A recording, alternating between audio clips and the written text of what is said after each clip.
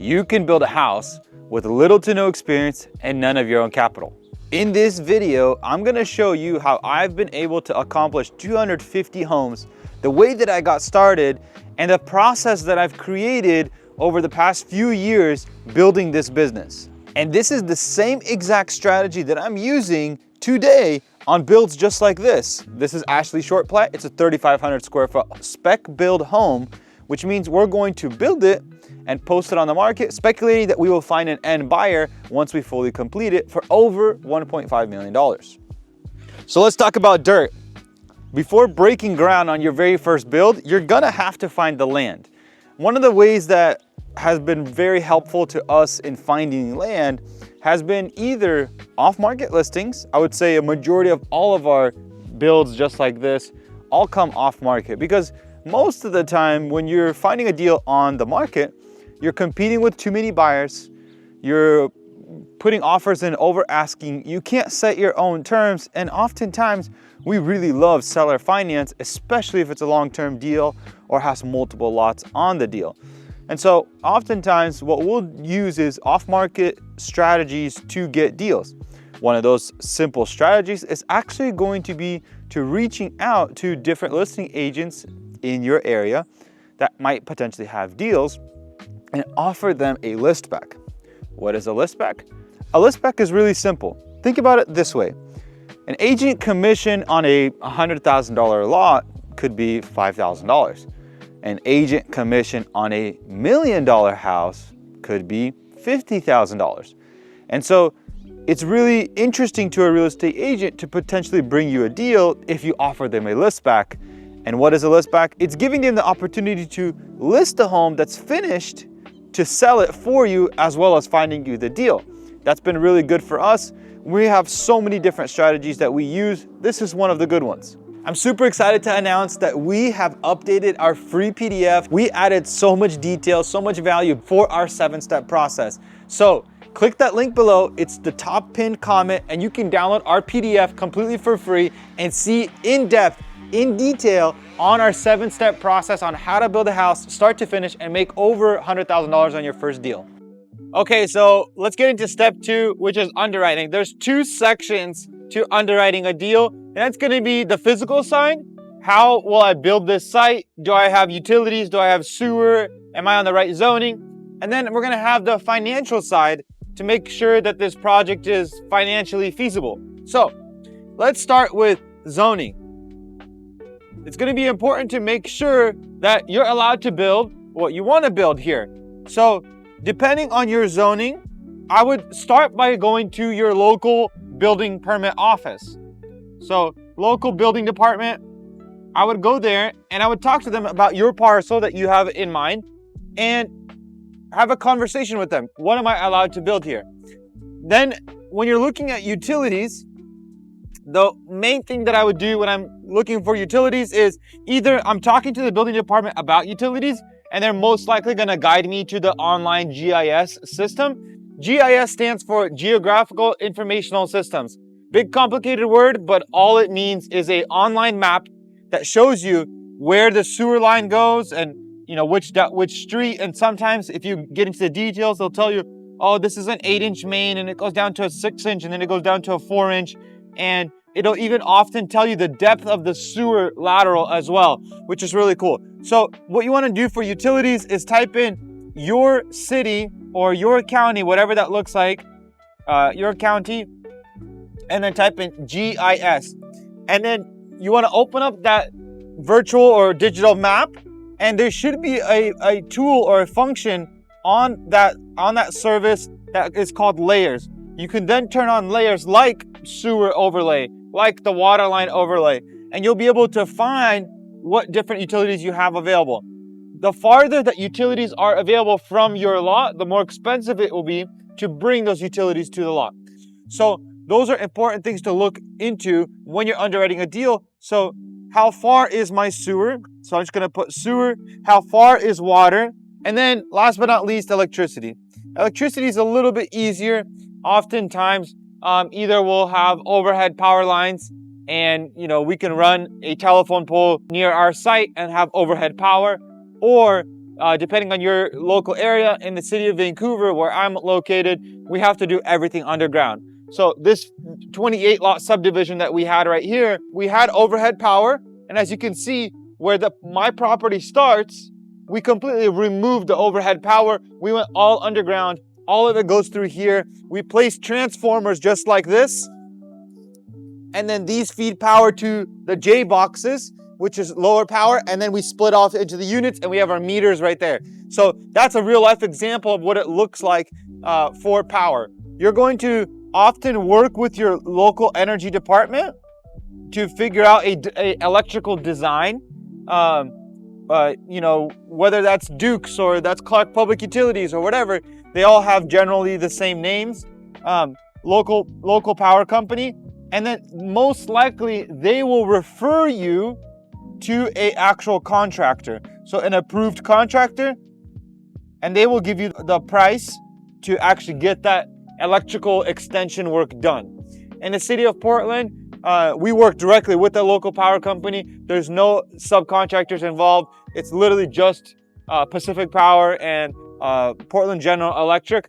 We design the power. I just paid for a design fee. I think it was around $3,000 for a sixplex that I'm building, Farragut. I don't know if you guys are following along. Once I pay this design fee, they're going to add a transformer on the power pole, and then we'll run down that power into a big meter base that has 6 different meters in it. So that's utilities. That's a high level overview for you of what you need to look for. Okay guys, so let's get into step number 2, the financial section of underwriting. So I know it might sound overwhelming, but it's actually not. There are really 3 key simple puzzle pieces to the financial underwriting of a new construction deal. And that's going to be land. That's going to be construction cost, right? And that's going to be sale price. That's all it is. And it really is this simple. Nationally, what I've seen for spec builds, slightly nicer than builder grade. Builder grade is usually the National Home Builders of America. I would say an average of $150 per square foot. It just depends on your local area. What you're looking for is going to be a builder that can do a cost plus contract. You see all of the expenses. It's going to be important. And you pay him 10% on all of those expenses. What you're looking for is a cost plus builder of 10%. What does that look like? You, as the owner, see all of the expenses. In other words, if foundation comes in at $10K, you pay the builder $11K. That's literally all it is. And on the entire course of construction, you pay him an additional 10% fee, and that's going to be the construction side. He's going to use his subs, his resources, his connections, his material suppliers, and you simply pay him a 10% fee. Why would a builder do this? Well, because a builder can easily manage, I would say, up to 20 houses at one time. And if he's doing a 10% fee on, let's just say, let's do a mediocre 300K house plus 10%. So he's making a 30K fee times by even 10 houses, guys. He's making a $300,000 a year salary. Clean. There's no expense here because he's making a 10% markup on his deal. This is just 10 houses. He's making $300,000 a year just project managing. And oftentimes builders like this are building homes to sell as well. So this covers all of his expenses. That's what it looks like. And that's why a builder is willing to do a 10% fee. I've been able to find builders like this all across the nation without a problem. And when you're coming into land, before you figure out land, it's tied to the sale of the property. What does that mean? Well, if I'm building a $500,000 house, right? And let's just say it's going to be a 3-bed, and it's going to be a 2.5 bath, something like that. That's probably something like this duplex that we're standing in front of right now. You can pay up to 20% of that $500,000. Now, that's going to be 100K. Now, it's going to be very important for you to predict this number as accurately as humanly possible. In other words, get multiple opinions. You should run your own comparables, and you should probably get 1 to 2 different realtors' opinions on what you think that your new construction will sell for and data to back it up. For all I care, use ChatGPT to help you run comparables and get into the nuanced details of what your new construction will sell for in your neighborhood. Because if this number is off, then this number is off. This doesn't mean you should pay 20% for the land. It's pay no more than 20%. If you're able to pay 10% to 15%, you already have a better deal from the very beginning. And we all love that. So once you have your comparables, you've gotten your own comps, you have comparables from one or two realtors, you're running the data through ChatGPT just to make sure, to verify all of the work and all of the information you got your land price. Well, we figured it out. We have our land price, we have our construction price, and we have our sale prices. This is gonna be what's gonna spit out our minimum 20 to 25% ROI. Okay, so let's put into practice what we just talked about. So roughly we were at $100,000 for the land, right? We're planning for a $500,000 sale on this house, and our construction cost was gonna be $225,000, okay? So our formula is very simple. Land plus construction, subtract it from sale price, and that's gonna give us our gross profit before all of our expenses. Okay, so to finalize, step number 2, the financial side of underwriting, $500,000 sale price, $225,000 for construction, $100,000 for land. We're at $175,000 of gross profit. We still have to remove realtor fees. We have to remove loan costs. We have to remove interest. We have to remove title fees. Once we remove all of that, we'll get our final net profit. Stay tuned for step number 5, where we're gonna break down those final costs to get our true net profit. Step 3 is going to be plans and design. Now, plans and design is important, but it's not that important. And what do I mean by that? Most of the time on spec homes, we're reusing plans that have been built before. Why? Number 1, predictability. When we've built plans before, we know what they're going to cost. Second, value engineering. It's very important not to over-engineer a house when it doesn't need it. When you come in to do a spec house and you go all out crazy custom and you potentially have steel I-beams and steel structures, you're gonna lose a lot of potential profit, and you're waiting for a speculative buyer. Your buyer pool gets down really, really small the more expensive that you go. Oftentimes, we're using plans that have been built before, or we're using a version of it, and we have engineers that have our best interest in mind, which is we want to build a good house, but it has to be cost effective. So oftentimes, one very simple tip that I can give you so that you can fully understand what that means, we have this entrance wall right here, right? And if you notice, this wall almost the whole way through the house is stacked with the second story wall. In other words, we're strategically placing the second floor on top of the first floor so that we don't have an offset, we don't have extra beams, we don't have extra concrete footings. If you could imagine, the load from the very tip of the roof down to the very bottom of the foundation, it has to have a full positive connection. So it supports that load all the way down to the ground. And so little things like that matter quite a bit. And then where we don't need I-joists, we won't do it. We'll do solid dimensional lumber like you see here on this build. We have small spans, we have enough room to do footings where we need to. And then what's really been important for us and has worked well is you walk in and you have a grand entrance, wide hallway, typically into a nice great room where you can host, where if you had guests over, people walk into the party and they enjoy it, and the kitchen is usually off to the side. You don't walk into a kitchen, you don't walk into a flat wall, you don't walk into a bunch of bedrooms. And so that's kind of how we have this plan. You're gonna walk into a nice big vaulted great room, and the kitchen is off to the right side. The master bedroom is also on the main floor. Those key features are very important in a spec house this kind of range. Another thing that we kind of creatively did is the kitchen is a tiny bit smaller of a size, and the bedrooms are slightly a little bit bigger. When you're getting into a 3,500 square foot house, kitchens are more expensive to build.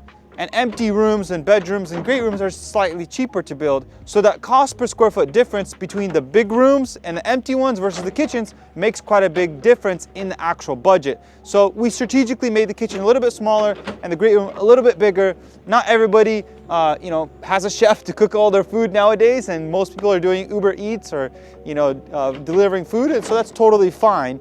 We don't need a chef's kitchen in this home. So as you saw, I was showing you that line, right? So we have a point load here. In other words, this is supporting the second story and it goes down all the way to the ground. I spray painted pink because we need a positive connection. In other words, we need a piece of metal and bolts connecting the concrete to the wood. And then we have that second line right here. Really, in an ideal world, we could have put these all in one line and that would have been smarter. But at the end of the day, these are the point loads and they transfer all the way from the tip of the roof down to the bottom of the house. And that's gonna be really important for design, and it'll save you costs on engineering and structural and beams and posts. Alrighty, now for the permit process, guys, so many people get overwhelmed with the permitting process, but it's actually really simple. Here's why. When you're getting permits, you have to rely on your professionals and your adult babysitting skills. What do I mean by that? Well, your architect puts together your entire plan set. I would probably even call him a drafter. An architect is usually licensed, a drafter is not.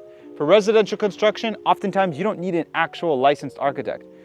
So your drafter puts together the plan set, you send it off to the engineer and or the lumber company, depending on what you decide for the floor joist, if it's gonna be I-joist, if it's gonna be a truss system. Once you get those professional parties together, the drafter, the engineer, the trusses and I-joists, then you can submit to the city. You have that submittal pack, you submit to the city, you'll go back and forth with the city, back to the drafter and engineer, back to the city, back to the drafter, engineer, through a sequence of either an online portal, through a sequence of an online portal or an email chain where you're working and fixing different corrections. Hey, the house is 9.5 feet from the edge of the property line here, it needs to be 10 foot. So you move the house on the site plan. Hey, this beam doesn't meet IRC code, and so you need to upsize this beam, and the engineer needs to sign off on this memo. Great, you send it to the engineer, that needs to fix it. That needs to be fixed. Hey, this heating system doesn't meet the proper calculations for our area, you need to upsize the heating system. Okay, great. Let's go back to the architect and the structural engineer and work on that heating system and size it properly. Then you're gonna get all your permits. You're gonna get your sewer permit. This is what a building permit looks like. You'll get different drawings and updates to your engineering. This is kind of what your engineer will send, sizes of rebars. You'll get different soil tests, right? Geotech tests. All of these different things come together. This is kind of what a truss layout looks like. So it's a drawing of how your roof system will be assembled, right? A layout, and then a visual 3D picture. Often your lumber supplier will supply that for you. You'll get a bunch of surveys throughout the process to line out where the house will stand based on the lot.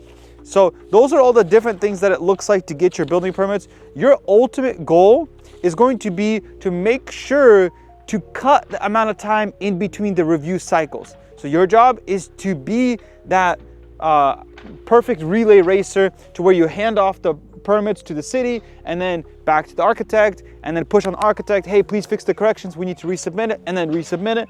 If you do that, you'll get your permits much faster than anybody else. In our area, we got these building permits in 2 months.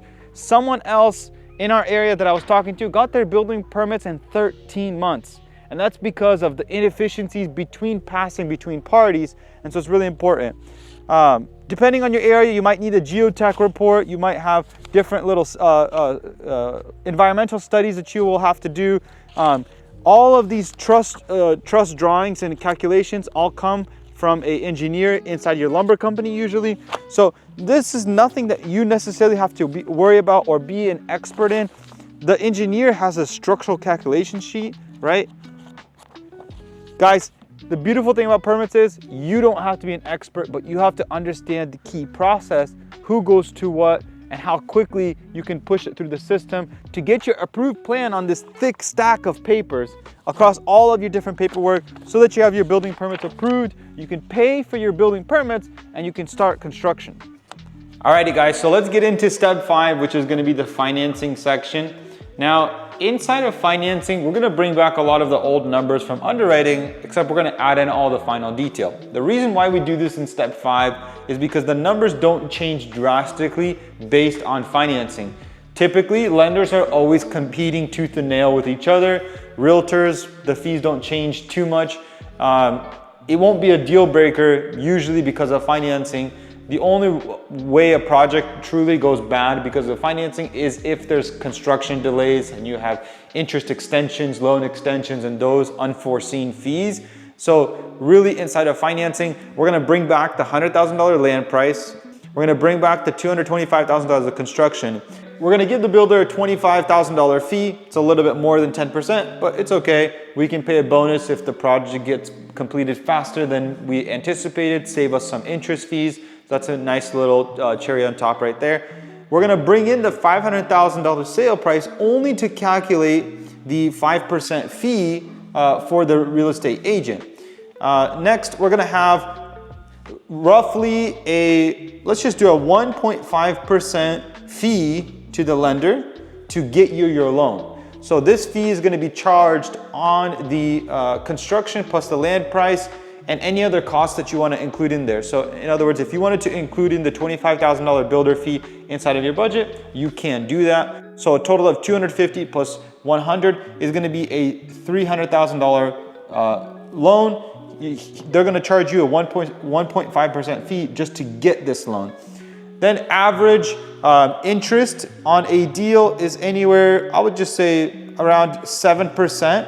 So if you get the good type of loan, then you're going to draw as you go. In other words, if you pull $100,000 from your total $300,000 loan, you're only going to pay interest on that $100,000. It's not on that full $300,000. This is called a non-Dutch loan. So full Dutch, they charge you interest on all the $300,000 from day one. Not a good loan. Non-Dutch would be charging interest as you go. So 7% on the $300,000 is going to be what they're going to charge you on the project for interest. So what we're going to do is we're going to add in all the fees. I believe we're at $375 over here plus $21,000. That's the last number we had. $396,000 of total cost is what we've counted up. And we're going to divide that by $500,000 sale price. We're at a 21.8% return. Are we in the sweet spot? Yes, we are. Okay, so we've calculated the ROI on the deal, 21.8% return. Now let's get into what is our actual return on our cash out. Whether we borrowed money from an investor, whether we brought in our own cash, what is the actual return? Because it's not 21.8%. Our money is not growing at that pace. So we have our land, our construction costs, our builder fee. We're at a total of a $350K budget, okay? So we have a $350K budget that we're getting from the lender. Typical down payment is 15 to 20% on that $350K. So that's gonna be a total of, on the high side, $70,000 down payment, okay? Now, if we divide our profit of, so 500 minus 396 equals $104,000 of profit. So if we take our net profit of $104,000, right, and we divide it by $70,000, we get a total of 148% cash on cash return.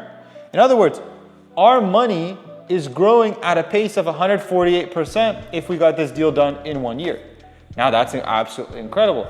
If you do this consistently on an annualized basis, guys, growing your money at a rate of 148% is absolutely incredible. I would take 100%. 100% if you can double your money every single year and you start to compound that, that's how you can build generational wealth through the new construction game. Now, this was a little bit rough. I hope you understood it. Comment below if you have questions and we'll figure out a way to make this more simple for you guys. Step 6 of the 7-step process to building your very first home is going to be the construction portion. You might think that this is a difficult stage, but I would actually disagree with you here because we have builders across the entire nation that we have a relationship with and that you're able to hire to build your very first house for a cost plus fee of 10%, for example. What does this process look like? Well, if you've never managed a new construction home before, strongly recommend you hire a GC. If you wanted to manage it yourself, let's go through the few different things to look out for when you're building a new construction. Say you have some kind of construction experience, maybe remodels, so on and so forth. And let's go through on how a licensed GC, goes through a project, schedules it, and looks at different stages of the project. One of the first things that you need to do when breaking ground on a build is identify property corners and then stake out your home based on the site plan. And here, the surveyor has numbers based on where he's gonna stake out the actual home, and he'll offset those stakes so that the excavator can do a rough dig out based on where the home should be and prepare it for foundation. Simultaneously, while getting the survey done, your excavator can be out on site preparing erosion control, which is a silt fence and usually a rock entrance to make sure that dirt isn't tracked out onto the neighborhood road. Once you have the construction entrance completed, you can see that trucks driving in and out hauling material, it catches some of the dirt into the construction entrance, which is exactly what it's designed to do. Then you're gonna have rough dig out. Once the rough dig out is complete, you're gonna have hub and tack. What is hub and tack? Well, hub and tack is literally a wood stake into the ground, and they put a tiny little metal tack on the exact corners of the foundation. And then you're gonna start foundation forms. The foundation forms will be fully set up. They'll pour concrete inside, and then you'll be able to strip the forms and start post and beam framing, which is usually the support for the first floor. Now this is a crazy post and beam because this lot is sloped, so we're at the lowest point of the house. We're building up the first floor here, and the first floor is gonna be up there. I'm excited to show you the other side of the house so you can see how big of a slope we have here. But essentially, if you could imagine, post and beam is building up the floor to whatever level height we need, and then we're setting joists usually every 12 to 16 inches apart to support that very first floor. Alrighty, so this is a completed post and beam. I'm at the lowest side of the house. So as you can see, the whole lot actually drops that way. But in exchange, we have this really cool view, which I think is wonderful because the master bedroom is actually in that corner. At this stage, you have called multiple inspections. I kind of wanted to talk about, how does an inexperienced person manage a job site and get through all the right stages? Well, you have a few safety nets, and that's through the building inspector, which is really cool because you get inspection results just like this. The inspector will read your plans, but it's really cool because you can work with your subcontractors to fully understand the plans and your inspector to make sure that you pass. It's good to schedule those meetings together on site. That way you learn the most, the subcontractor understands the corrections, and you can get everything done. But everything is labeled out here. For example, any floor joist that's drilled closer than 2 inches together, he's talking about the plumbing lines, shall be repaired or replaced. So we had a section to where the plumber, he drilled within 2 inches of the bottom of the joist, which makes the joist not structurally sound or need a letter from the engineer saying, hey, it's okay, or hey, here's a fix for it. And so we had to go through that process. We got a letter, we got a fix, we had to put some metal strapping and screws, we got that repaired. But that's the beautiful thing about the construction process. If you hire a GC, you don't have to worry about this. If you want to be a GC, schedule inspections and walk with the inspector, walk with the subcontractor, build out that list, have a can of spray paint. If the inspector says, hey, this anchor bolt is not in a good location, spray paint it. Hey, this plumbing line is too close to the edge of the 2x12, okay, spray paint it. Then you know exactly what to fix. Once you're fully approved, like we just got approved, we can now sheet the entire floor. The material is on site and we can start picking up walls. This is going to continue throughout the whole entire construction process. Some of the big milestones for inspections is going to be the rough-in inspections for HVAC, plumbing, electrical. Then you're going to have a framing inspection. You're going to inspect everything. And then for the most part, insulation, drywall, finishes, and then you'll have the finish inspections. Finish electrical, check all your outlets, GFCIs, finish HVAC, which is just really your registers and make sure that the system is operating properly.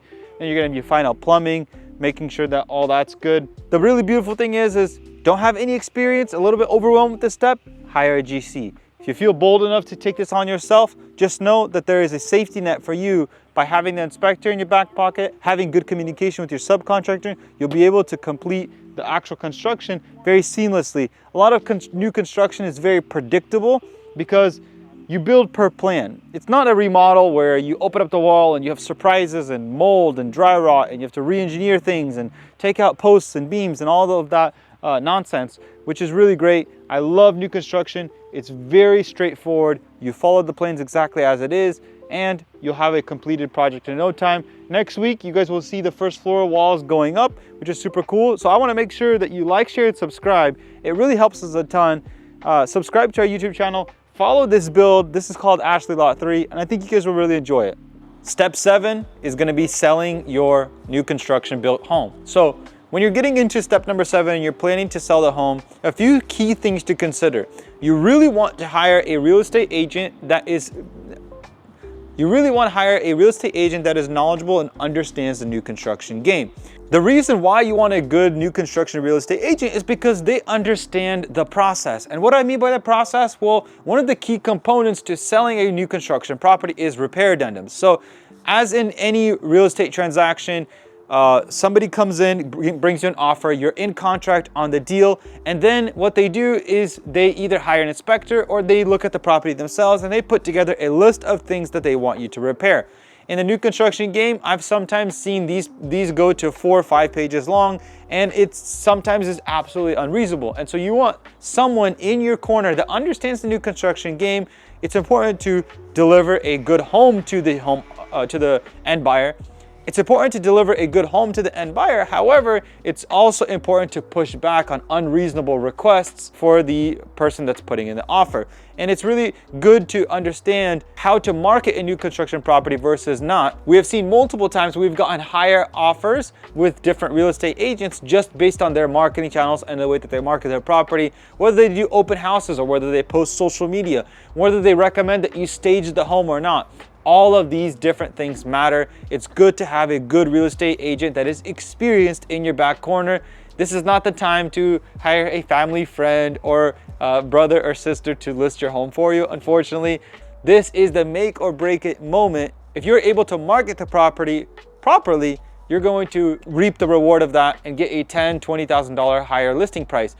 I would say one of my biggest recommendations based on my experience of selling all my homes, I would say don't list too high. It's better to not list too high and have long days on market and then have a tough time selling it because people start to ask questions. Oh, why has this home been on the market for 30 days, 60 days, 90 days? Why can't they sell it? What's wrong with the property? So it's better to come in slightly under market, be happy. The summary is get yourself a really good real estate agent. Get someone that understands new construction marketing, staging, social media, and then third, make sure you get someone that's in your corner for repair addendums, that they push back where it needs to be, and obviously you fix the things that do need to be fixed in this new build that you're doing. And with that, good luck, and like, share, subscribe on this video.